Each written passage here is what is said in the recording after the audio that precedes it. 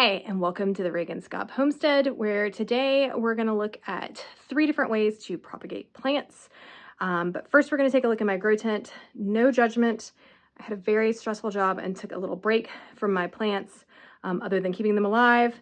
But it's time to grow out for the spring, and I want to do some plant shows later this summer. So we're going to go prop a lot of philodendrons, syngoniums, some begonias, things like that. But it's a jungle in there. So let's get to it. So my grow tent is located in my attic, and like I said, I think it looks like my mental health did for several months. It's beautiful. It's a jungle. I see Hades is here to help us today. Where you at, Hades? There's the Hades. Hi, Hades. Yep. So this is in my walk-up attic. You might have even seen some of the beautiful walls from the previous renters. We've never done anything up here. But yeah, this is where we're going to be propping today. So let's get started. I'll give you an overview of the tools and supplies that we need, and then we're going to go through here and figure out what all needs to be trimmed back and propagated, if I can even get the camera in this really tight space. Okay, I think I found some room among all the plants to actually film in here. So we're going to start by taking the cuttings, and this is the first most important part of doing any propagation. And I kind of do this as a 2-step process. I get all of my cuttings set, and then I actually put them in my propagation medium. So the first thing I have is a big old tray that I'm going to set right outside of my grow tent to put all my cuttings on as I do them. And then it's not required, but I like to use a little rooting hormone. I take it out of the main bottle and put it in these little cosmetic jars that I got off of Amazon. So I can just dip them in there, and then if it gets soiled, I don't lose a whole bottle of it. And then you need clean cutters. Adam got me these. They're really tiny and they're perfect for very small cuts. You can also use razor blades if you're really getting in there. And I dip these in rubbing alcohol to make sure they're super clean before I get going. So it's important that they're sharp and clean. So again, rooting hormone, that's your choice if you choose to use that one. But this is very, very important. Very sharp, very clean cutters. All right, so we'll get started with some easy ones, and I'll show you exactly what you're looking for when you're taking a cutting. Okay, we're gonna start with an easy cutting. This is a Syngonium elbow, and it has a lot of what they call internode spacing. These are going to be your easiest ones to take cuttings from. So if you're new to the plant world, which if you're watching this, you probably are, because if you already know what you're doing, I don't know why you're watching this. But each node, which is, let me show you right here, this little section here, this is very easy because it's got big aerial roots, will have a leaf. And from that, it can sprout roots and another leaf, sometimes more depending on what type of plant it is. But this is where a new plant can form. So this one's super, super easy. In fact, in some cases, it's too long. I'll trim some of this off. But each one of these nodes, so we're just going to look here, 1, 2, 3, 4, 5, 6 different nodes here. Can make another plant. Or if you want to make a bushy plant, you can put a lot of these in there. I've actually got some more back here too. One where the leaf died, but I can still get a plant off of that one. And this is very simple. You're just going to want to cut in between the nodes. So like I said, this is a very, very easy one. Cut it here and cut it here. All right, and this is what you would plant. We'll look at how to do that in the propagation medium to get a new plant. Now, I don't have huge pots, so I'm actually going to trim these a little bit smaller. And I also forgot to mention, I have a bucket to put my extra stuff so I can go compost it later. But I'm going to trim these lightly like this. So I leave enough so if you have some rot on the ends, you can trim it some more later on if you're having some trouble propping them. So I don't put it super close to the node. Some people get them really close. So I don't do that personally. I leave as much space as I can and then actually still root it. So I do that. Then I go ahead and dip the cut ends in my rooting hormone. Like I said, these little cosmetic jars are perfect because they're nice and wide and they keep it very dry. I just, watch me do that. Dip it in here, get it all powdery, knock all the excess off, and then shove it on my tray. And that's that. I will demonstrate with one that has a little bit closer nodes, probably some philodendrons in a minute, and show you what that looks like. And then we'll go out to the potting shed or the greenhouse, depending on the weather, and actually prop these up. Thinking about committing some sacrilege today and propping my Florida Ghost. Isn't she pretty? She's real pretty. But during my incredibly busy work life that I had, when I was neglecting everything, she lost about a lot of leaves, and so I have this long stalk with all these nodes that I should have had a pole and made it look all nice, and that didn't happen. So I'm thinking I'm just going to cut this off, and we'll prop that next. So let me get this off of here. Like I said, you're looking for the nodes. These are much closer, so you can kind of see the little nubby nodes where I lost the leaves. I've got some growth points. Let me bring this closer to the camera so you can see right here. See this right here? This is a very active growth point, so that'll have a leaf come out of there. That's why I'm on the fence, but yeah, I think it's prop time. I've got 2 of these now. I need to give my friend Justine hers. Oh God, I did it, y'all. Oh, okay, it's just hard for me. So, yeah, it's so pretty, so pretty. But it's gone now, so I'm just gonna go ahead and, like I said, these are a little bit harder to see. Like, let me show you one that's hard to see. It doesn't have big aerial roots. You can see right here. Maybe it had like a little aerial root that dried, but this is still a node, and it has a kind of dry little spot that is an active growth point. So this should make another plant, and here you can see how the nodes, this is when I started taking care of the plant and getting it better light, started growing much closer together. And yeah, so that's why I say you have to really pay attention to where your nodes are, and cut in between. But, oh, there goes a top cut. Ah. All right, anyway, we're just gonna get this one done. Just to give you a close-up of how horrendous I let it get in here. These are my friend Justine's Hoyas. I'm sure Hoya fans would know. I have them written down because I can never remember their names. And I sent her a picture because if you follow this one, it's like a AZ something, has a number. Anyway, it continues on all the way up the tent and to the things. She took one look at that and she was like, please cut that off and prop it. So we're gonna be doing some Hoyas today too. Oh my, definitely got some cleanup in here.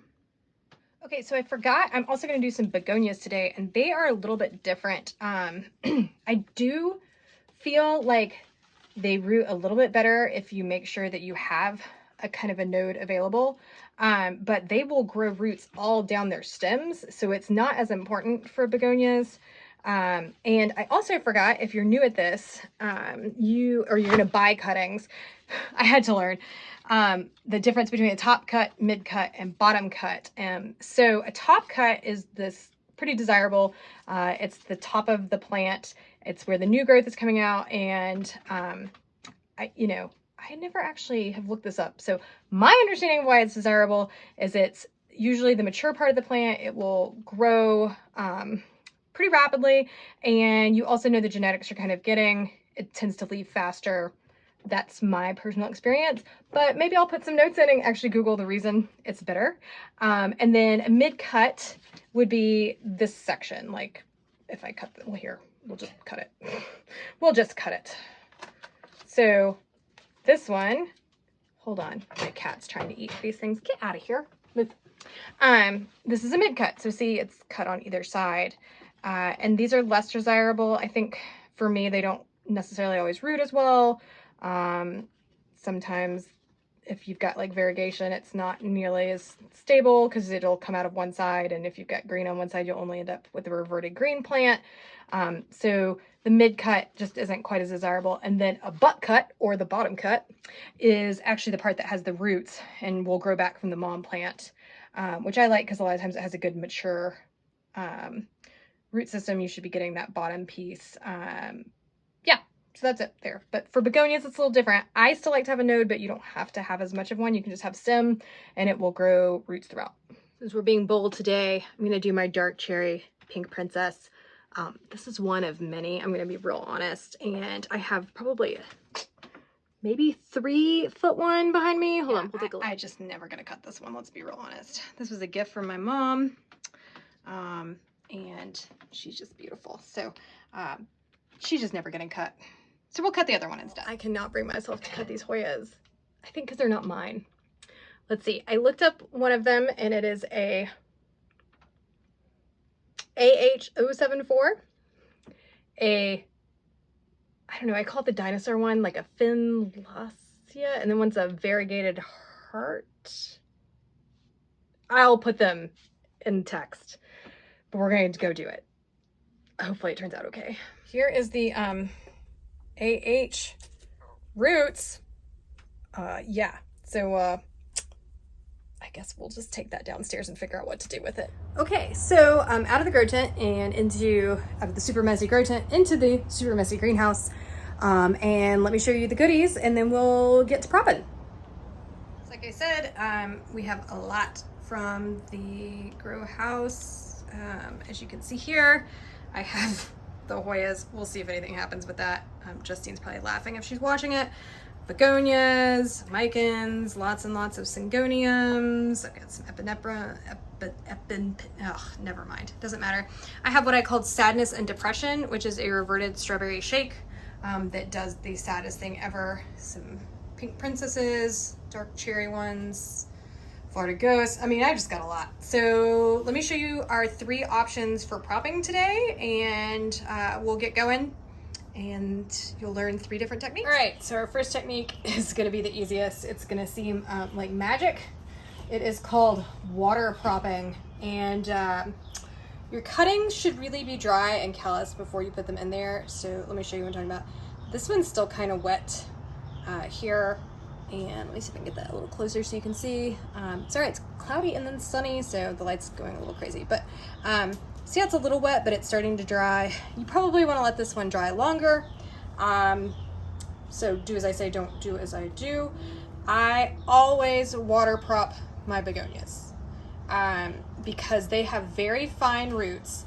That's not entirely true. Sometimes I will prop them in the medium they're going to live in, but I never prop them in moss because these super fine roots are going to come out all through this stem here, and you're not going to want to have that in a medium that you're not going to keep it in, because it will rip the roots all to heck if you try and get the moss out of them.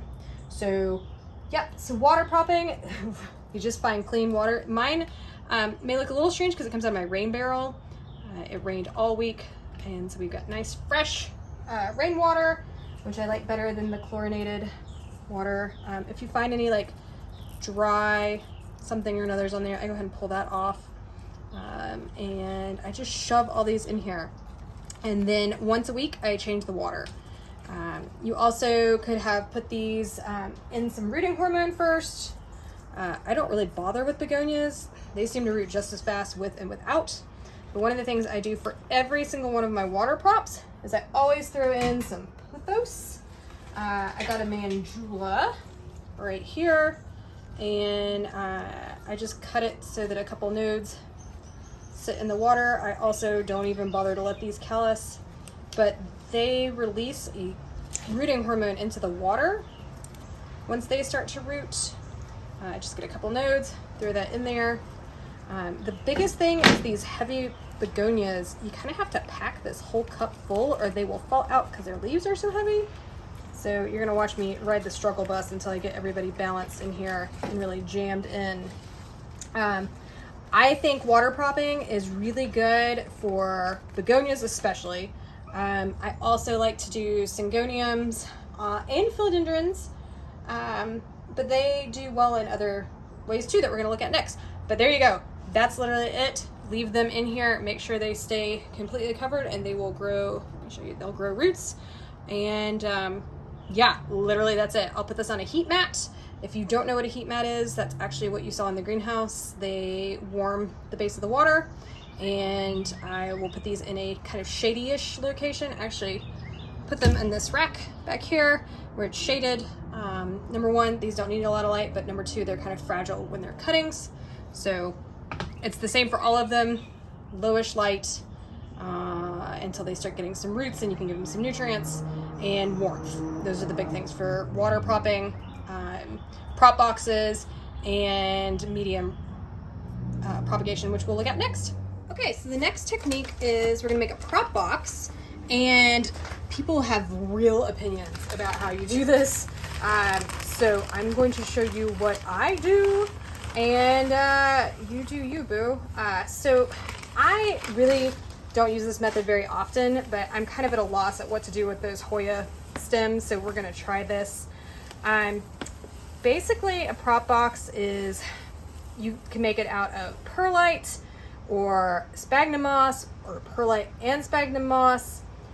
You know, I don't like to use non-renewable resources like perlite and sphagnum unless I have to. I've done really good propping in coconut coir with perlite, but I just haven't found a method yet that's entirely sustainable, and I'm still working on that. But first thing you do if you're doing your sphagnum moss is get it wet. I'm doing it in the prop box itself. You might not want to do that because you need to make sure to wring it out, but you know, again, do as I say, not as I do. I'm just making sure that the moss is evenly wet, and then I will actually squish the excess water out of it so that all of it's just damp. And I'm gonna do that over here in my greenhouse, which will be just fine because I have some broccoli that can use water. Listen to the sounds, the dulcet sounds of that. We'll just set it right here, and then I will pour out this excess water that I don't need in the box because you don't want it to be soaking wet. You want it to be moist. And then I'll put this back in, and I will cover the bottom of the box. You don't need much because what you're doing is just giving it a medium to start rooting in first. I like to add a little perlite in as well, just for some added air, so that you don't get any root rot. And I just mix it all in like this. I usually like a thicker grain perlite, but I ordered some and we're going with what we have today. So that's pretty much it.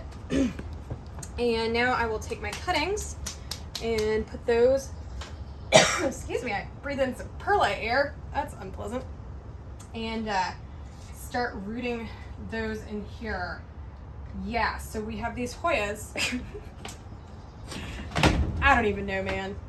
I hope Justine watches this video and sees this insanity. Yeah, so I'm not gonna cut every node but you can see the nodes. It's real hard on Hoyas, but you can see, like, let me see if I can get it in here. Like, there's a little bit of a lump, and then there's roots in between, and ooh, this one almost has some leaves on it, so we'll leave that. And yeah, again, you should be letting these dry. Just like, do as I say, not as I do. Yeah, we'll see what happens here. This is the H074. If you're a Hoya collector, you can correct me in the comments. But I use these prop boxes. So yes, I'm supposed to be teaching you technique today. I use these prop boxes for nodes without leaves. So in the water propping, the leaves help you keep the stem in the water and the leaf out of the water. But when you have nodes with no leaves, you don't really get that option. So that's what I use these prop boxes for, and I just try and put their little roots. Let's see if you can see me doing that. Yep. In here, and I try and line them up so I can get as many in a prop box as possible, especially because I'm running low on moss because I don't like to use it anyway. But I'm going to put all these in here, and then through the miracle of modern television, you're going to take a little break, and I'm going to come back with this prop box all done and labeled, because I don't care how much I think that I'm going to remember what this is. I am not. All right, so we'll be back in a minute. So here is my prop box, all labeled, and this is, I actually have the names down, and oh, and you can totally hate this pronunciation. This is a Cura, variegated heartleaf, Philodendron, and then H074. So I have all these in here, and I will close them up and just open them up periodically. They should be very, very moist. And yeah, we'll close this prop box up and we will set it on a heat mat as well. You can see I've got some heat mats behind me, and that will be that for the Hoyas. So on to our last method. So my final method of propagation is one I just call like medium rooting. You're gonna laugh. I got this idea mostly off of Costa Farms. I was watching a documentary on them and watching them just go ahead and shove stuff in pots. And I tried it out and it worked pretty well for me. So, and this is as close to sustainable as I'm able to come with my materials. I source these clear pots so you can see the roots because I don't like to sell my plants unless they're fully rooted. I know lots of people love to sell cuttings. There's nothing wrong with that. I just personally like to give people a really well-rooted plant. That's how I go. And so to do that, I mix up big batches of, let me show you what this is coconut coir and, let's see if I can get this in here, and perlite. And usually it's soaked, but I do huge batches in a giant pot at one time. And I legitimately just put this in here. And this is great for fresh cuttings too. I just fill one of these all the way to the brim because it's loose. I don't pack it down if it's wet, but if it's dry like this, I pack it all the way to the top. And then I literally just shove my top cuts into it like this. And then I will bottom water this whole tray when I am done. And this just makes them root there in that dirt. And the coconut coir will soak up all the water. It will get them all nice and damp. And then when I want to start, after I see roots start growing, I'll start fertilizing them in this. And then I either sell them in these little cups so everybody can see the roots, or if I want a big basket, I'll move a bunch of them together and do that. So yeah, that's my other method, is just kind of in the soil, setting them up.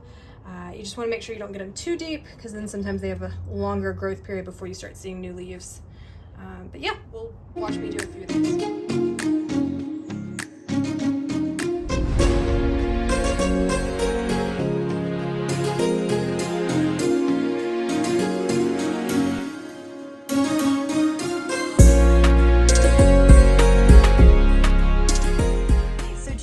We went over 3 methods of propagation. I'm going to turn this around and show you guys the final product of all 3 methods, and we'll talk about them quick again. Okay, so this is your medium propagation, where you go ahead and put them in a kind of potting medium. It is not potting soil. Again, this is just pure coconut coir and perlite, and rooting hormone on each of these cuttings. And then you've got your water propagation, which again, make sure to change out your water regularly. And if you have super fancy, you can actually get bubblers that bubble the water with oxygen, but make sure your water stays nice and clear and replace it regularly. And then you also have your prop boxes. As you can see, they're already getting a little steamy inside, but there's all of the nodes in there with labels, unless you just have one thing in the box. Like in this one, I just have Syngoniums, red spot, or so. Yeah, these are our methods, and that's how you propagate philodendrons, Syngoniums. I've got some, also some begonias. So thanks for joining today, and make sure to like and subscribe.